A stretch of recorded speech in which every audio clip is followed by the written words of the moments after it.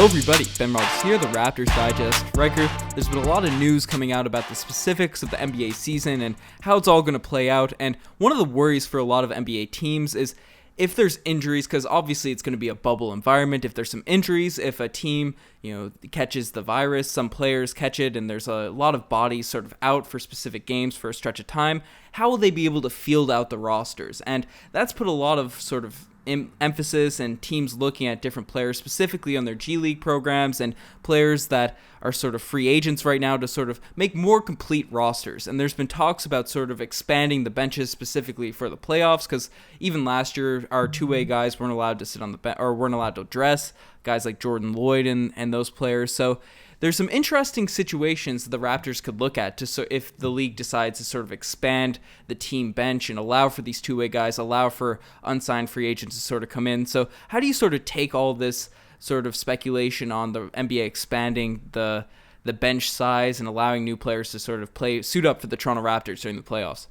Well, Ben, is it really that interesting though? Because if it comes down to it, you're in a playoff series, one of your best players goes out, or one of your rotation players, you're not going to immediately fill him in with a two-way guy, right? You're just going to fill him with your ninth man, presumably, or your team is just going to go under at that point, and you're going to go on and lose the series.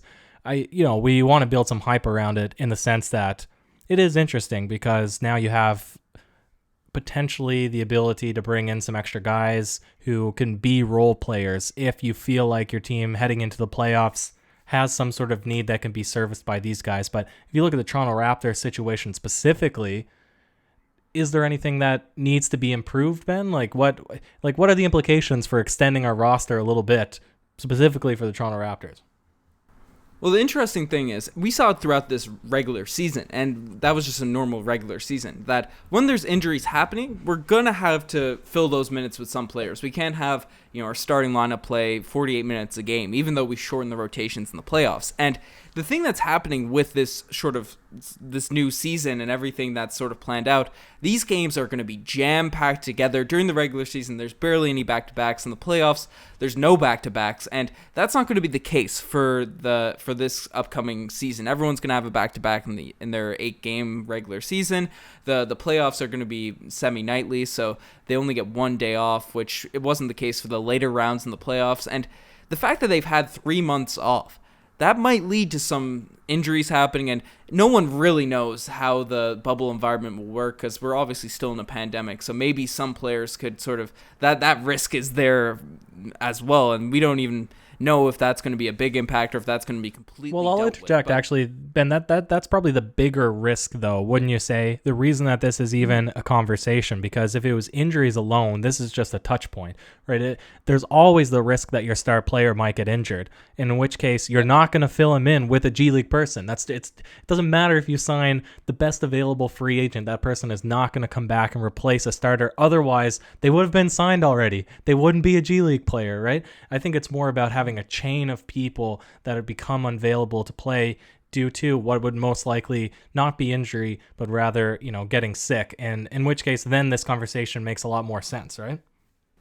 Yeah, well, I think both ways, because obviously it's being promoted as everyone's going to be tested every day and that sort of stuff. But I'm in agreement with you. There's worries. These worries are probably stemming from that rather than, even though the risk of injury, I think, will be higher in these sort of cases because of the situational stuff. So we're not sure if it's going to really, wipe out some players in the sense that they'll have to be out for 2 weeks and miss most of the season. So, if they get sick, then they'll have to be out for at least 2 weeks, and that could happen to a large group of certain teams. And we don't know how much that will specifically impact, but it's definitely a risk or something to look at for a team. And that sort of plays beneficial to the Toronto Raptors in the sense that we've been so deep this season. We've had a lot of men down, and we've had a lot of players step up. And I think the Raptors G League players, specifically the two-way guys we'd sort of add to an extended bench, and Paul Watson and specifically O'Shea Brissett, Brissett has come in this season and been an absolute beast for the Toronto Raptors. So, relative to his expectations, he does great at rebounding. He can knock down threes. He plays great defense. He comes in with a lot of energy. Paul Watson has come in and got some nasty blocks. He's an older sort of two-way player. He's about 25. O'Shea's only 21. He's come in and also been able to shoot the basketball, play defense, been mobile. And, there's some other guys we could potentially look at to sort of fill out those roles, maybe with more experience, and we'll get into those guys after. But the Raptors have been notorious for their depth this year. And we just talked about the two-way guys that be added to the bench. So this, even though it's unfortunate circumstances, whether it be the injuries or the sickness, the Raptors, I think, are best suited to deal with these issues. That one's tough to say. And I don't know anything about the G League. I am an avid basketball fan. We look at all of the players as much as possible. We like breaking down the statistics. But Ben, if you ask me anything about the G League, I'm at a complete loss. I thought that the Raptors G League team was better, honestly. I thought the 905 was better. This season, they're not amazing. So we are really looking at one or two guys that could come in and play some garbage minutes for the Raptors if a string of people, and I'm talking 1 through 7 at least, go down, then they might shadow the court a little bit. I think that's the only situation that you could have those guys jump in for a few games. We saw Brissett come into these games this season with 3 or 4 guys down, and with even just the injuries. Yeah, alone, in garbage minutes. But how relevant is that final 8 games? Minutes throughout the year. He played through some minutes this year. I know he was a part of. But he played games with 4 players injured on the roster where we played still 12 people or 13 people in that one game. That's not going to happen in the playoffs. You have to be in the 1 through 8 rotation in order to play in the playoffs. We've established this fact time and time over, Ben. Yep. So that means 1 through 7 has to go out. If 3 or 4 guys go down, they're specifically front court players, right? These guys are going to potentially come in and have to play a significant role for this Toronto Raptors team. No. Because we already have established Lowry and VanVleet. We've already established Lowry and VanVleet. Yeah. We're assuming Norman Powell is going to play. That means Patrick McCaw is probably on the outside looking in, right? And we have Terrence Davis probably on the outside looking in. And then we still have to go through Malcolm Miller before you start playing a guy like O'Shea Brissett. And we haven't Matt Thomas as well. He's there.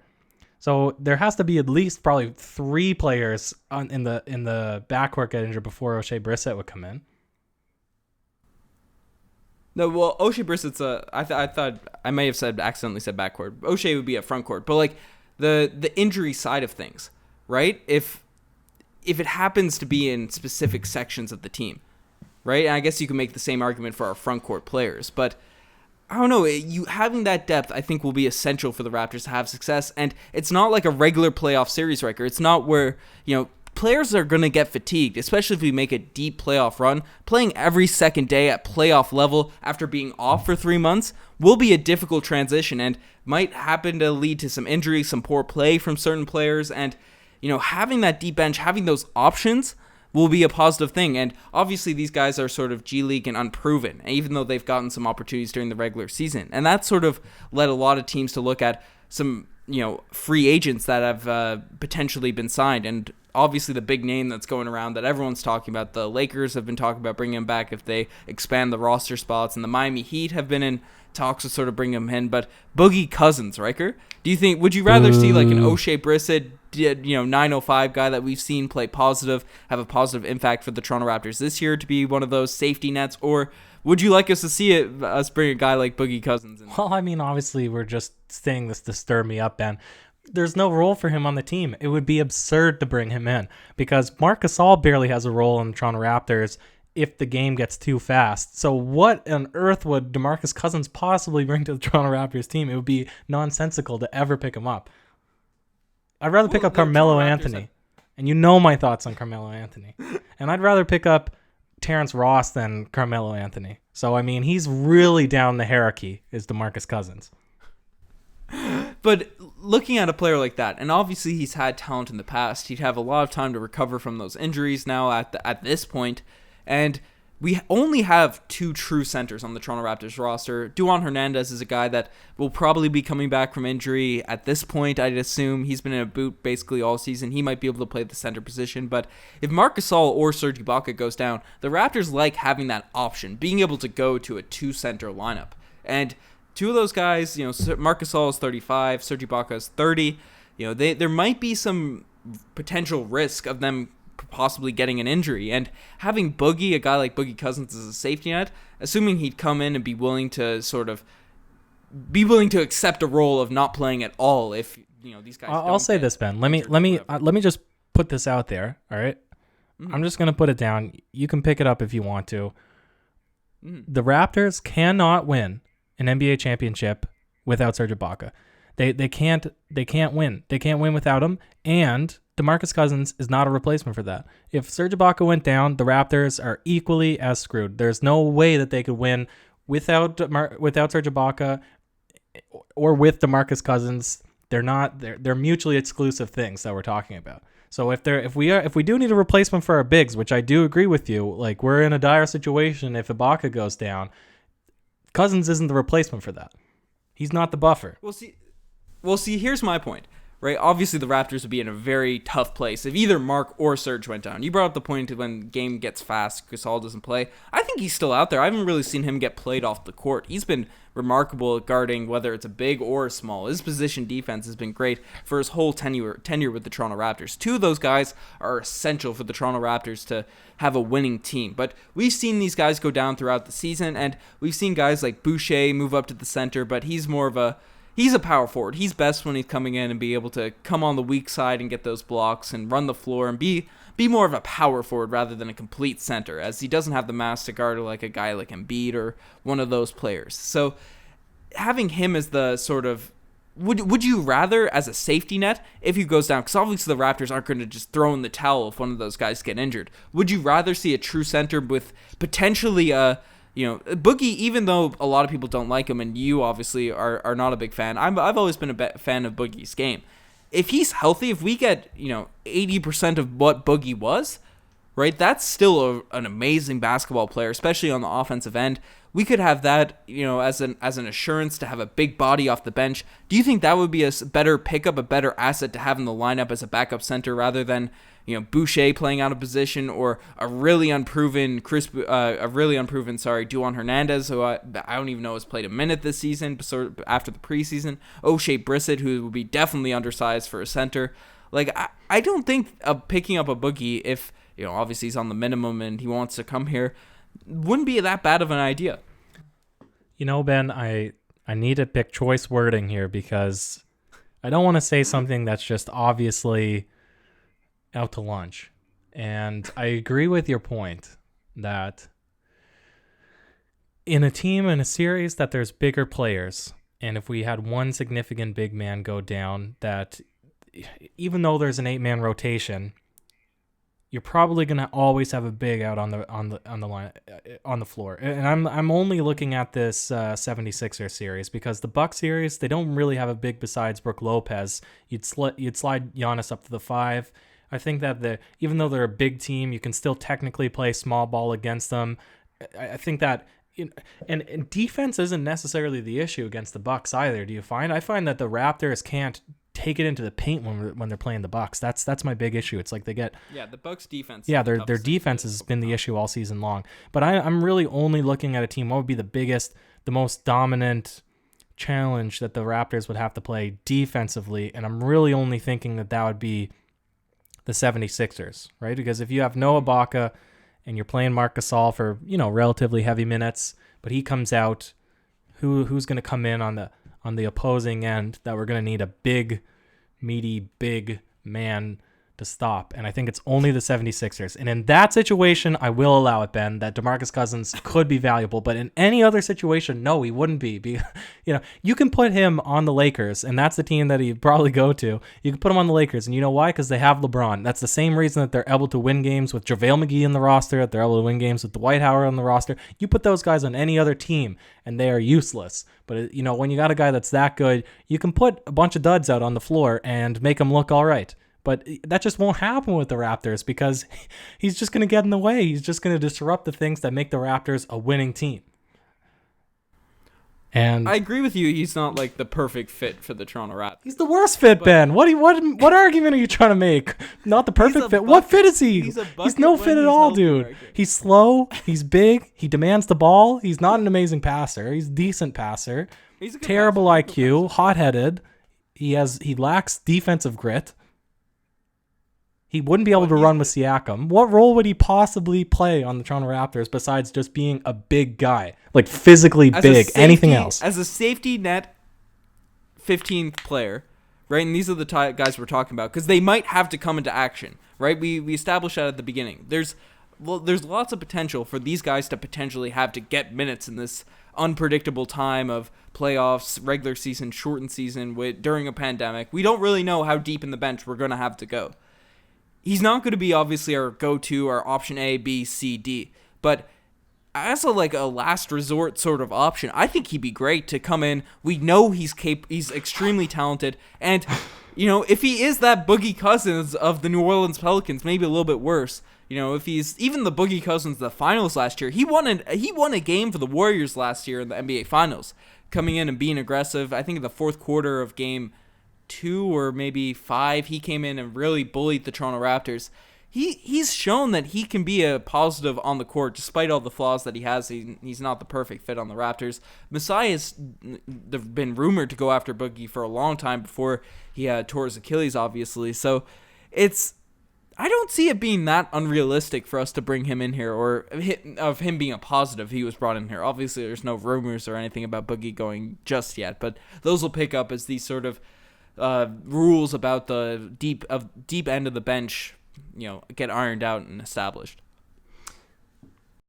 Yeah, I don't know. I think he would not be a positive on the Toronto Raptors team, and like I said, I concede to you that in a 76ers series there would be some value that he could bring, but in any other series, I'd rather slug it out with giving Gasol heavy minutes, playing Boucher where you can, and then otherwise playing small ball and shifting Siakam up to the 5. Well, I'll throw this question at you before we end it off. Who would you rather sitting at the end of our bench as insurance, as your highest value, whatever, right? Just in any situation. Would you rather have an O'Shea Brissett or a Boogie Cousins?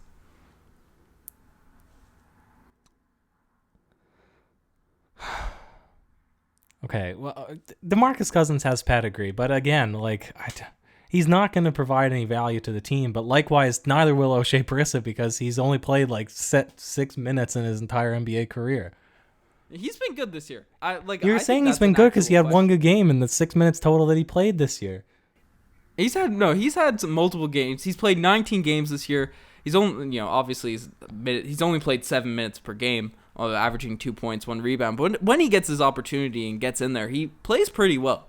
I think he's getting a little bit underrated by everyone that's a Raptors fan. I think he could be a good guy. He's 21 years old. We've only seen him play once, Ben.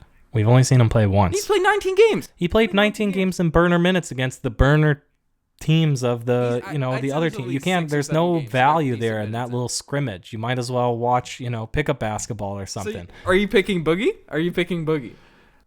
Again, see, I'm not giving you this argument. It's not. I'm not detracting anything that I said over the last 18 minutes and 22 seconds. But between the two, there's obviously more value in DeMarcus Cousins. But what is that value going to bring or provide to the Raptors? Is nothing. It's do you want 0% or do you want potentially -%? It's of course you go with 0%. I don't know. I'm high on as 15th and 16th guys. I'm pretty high on both of them. I think O'Shea's going to be a good player in this league. I think he's shown some things. He's played more than one intense game this year. He's 19 total. I think he's been about 5 or 6 actual rotation games. He's an offensive rebounder, defender, and to sort of answer the question I threw to you, I'd rather have Boogie right now just because of his ceiling, the potential impact, positive impact he can have. Boogie's potential is definitely way higher than O'Shea right now just because we've seen what Boogie can do. And if he's remotely healthy, he can be a complete bucket for the Toronto Raptors. But, O'Shea's got some talent, so we'll see how that goes. I got a phone ringing in the background, so we'll stop it here, Riker. You guys are the best for making this far. Check out the Twitter, the Instagram, all that cool stuff. You have any last words, Riker? That's it, Ben. Go pick up that phone. Cheers. Going.